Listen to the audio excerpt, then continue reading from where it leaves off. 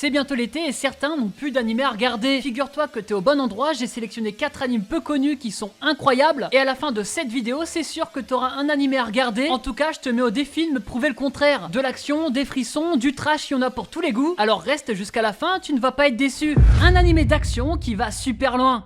Junitaisen, si tu l'as pas vu, il y a de la baston, du gore, c'est un géant battle royale où n'importe qui a sa chance de gagner. Mais alors ça parle de quoi? C'est simple, l'histoire se passe dans un monde où il existe le Junitaisen ou alors la Zodiac War. C'est une guerre qui réunit 12 combattants et qui se passe tous les 12 ans. Chaque combattant représente un signe du zodiaque chinois, le rat, le bœuf, le tigre, le lapin. Non mais tu me mettras un peu de sel avec ce plat.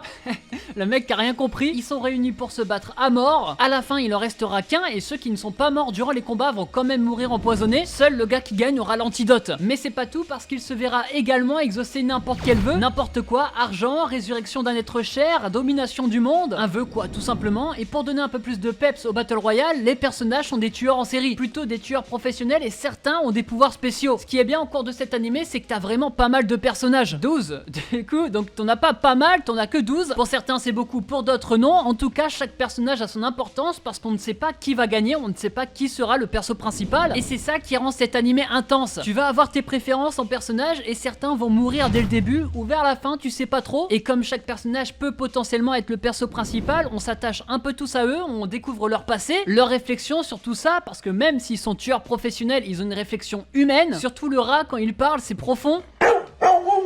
Non mais je comprends, l'inflation sur les croquettes c'est n'importe quoi. Mais t'es sûr qu'on a choisi le bon animal? En plus d'en apprendre plus sur eux et leur mentalité, on apprend aussi à connaître leurs pouvoirs et chaque personnage est stylé. On verra pas mal de combats, n'ayez crainte. Et comme il y a que 12 épisodes, bah ça tu peux le regarder ultra rapidement, peut-être même en une soirée si tu t'y mets maintenant. Dedans tu t'ennuieras jamais, peu de temps mort, de la baston, du trash. Regarde cet animé qui s'appelle Junitaisen, dispo sur Crunchyroll, il touche pour genre action, fantastique, fantasy surnaturel. Et comme thème combat, mythologie, survival game et tournoi. D'ailleurs mets-moi en commentaire quel dernier animé t'as vu ou alors que t'es en train de regarder, tout simplement ça m'intéresse. Et n'oublie pas le petit like qui fait plaisir et qui aide beaucoup. Ton objectif c'est les 3000, mais si on atteint les 10 000 je monte mon gros. Cet animé est juste fou. Suka Briette, non c'est Suka, c'est rien à voir. Cet animé va te faire transporter, va te donner des frissons et en plus il y a de l'action, il y a tout ce qu'on veut. Et j'en avais parlé au tout début de ma chaîne. L'histoire se passe dans un futur lointain où les humains comme nous ont été presque tous exterminés. La cause, c'est des bêtes tellement puissantes que personne ne peut vivre sur la Terre. Les rares survivants se sont réfugiés dans le sel sur des grandes îles flottantes. C'est dans cet univers où on suit l'histoire de Willem Kumesh, le dernier humain sur Terre, un puissant guerrier qui s'était frotté à ces bêtes il y a 500 ans, sauf qu'à son réveil, les humains ont disparu, le monde est dominé par d'autres espèces, et les bêtes sont encore là, donc ils ont pas avancé. Willem va être employé en tant que gardien d'un dépôt militaire où sont gardées des armes très puissantes, sauf qu'à son arrivée, il ne verra que des filles et des jeunes femmes. Mais alors, que cache-t-elle? Vont-elles réussir à combattre toutes les bêtes et à mettre fin à ce calvaire? Bah ça tu vas le savoir que si tu regardes cet animé qui mélange action et romance, mais c'est vraiment bien ficelé. Tu sais que t'es dans un animé poétique quand dès la première scène de celui-ci, c'est un truc plutôt tragique qui d'ailleurs réussit à t'intriguer pour arriver jusqu'à ce moment-là, sauf que spoil, c'est le moment qui arrive à la fin de l'animé, donc tu restes jusqu'à la fin de l'animé. C'est pas moi qui spoil, c'est l'animé lui-même. Chaque personnage est attachant, surtout Willem, le perso principal, et Ktoli, je crois qu'elle s'appelle comme ça. Leur relation est très intéressante, je vous conseille de la suivre avec attention. Bien sûr, il y a les autres petites fées, mais bon, elles, on s'en bat les couilles. On apprend rapidement que Ktoli et les autres filles vont devoir partir en mission pour affronter les bêtes, sauf que le risque est énorme et beaucoup savent qu'il leur reste très peu de temps à vivre. C'est cette course contre la montre qui va nous faire attacher encore plus à ces personnages, surtout celle de Ktoli qui elle possède une arme vraiment puissante et qui aura des effets sur elle. Mais ça j'en dirai pas plus parce que c'est un peu l'intrigue principale. De toute façon si elle n'arrive pas à sauver la Terre, ça sera les prochains qui le feront. Ha! Non, personne à la ref, en fait c'est comme ça qu'on les appelle les fées. Ah celle-là on va la couper, j'en suis sûr et certain. Suka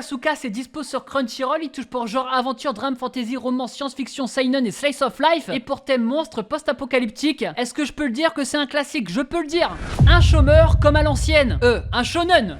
Yaiba, un animé sorti en 1993, mais il y a un remake qui est sorti là, cette saison. Sachez que j'étais même pas au courant de l'existence de ce manga et je peux vous le dire, c'est un classique, ça fait du bien. Nous on suit l'aventure de Yaiba, un jeune de 9 ans qui vit dans une jungle avec son père, là où il y a des bêtes vraiment dangereuses, c'est pour ça qu'il est devenu très puissant. Il manie l'épée comme jamais, c'est devenu un grand samouraï comme son père. Sauf qu'un jour, de fil en aiguille, ils vont se retrouver à Tokyo, là où ils seront hébergés par une vieille connaissance du père du perso principal. C'est dans cette ville que Yaiba fera également connaissance de personnes vraiment puissantes, dont Onimaru, avec qui il va créer une forte rivalité. Sauf que Onimaru est un humain et un jour il va se faire transformer en démon. C'est en touchant une épée maléfique qu'il deviendra très puissant et cruel. Après ça, Ominaru, comme tous les méchants dans les shonen, il voudra dominer le monde et faire que du mal. Vous l'avez compris, le seul capable de battre Onimaru, c'est le perso principal, Yaiba, parce qu'il est descendant d'un ancien héros. Il devra trouver une épée magique et très puissante pour combattre Onimaru et ses monstres. Et comme tous les shonen, il va rencontrer des ennemis de plus en plus forts et croiser des alliés de plus en plus fidèles. Et comme certains qui ont vu les premiers épisodes dont moi, ça ressemble étrangement aux anciens shonen et c'est plutôt une bonne chose. Yaiba et Sayaka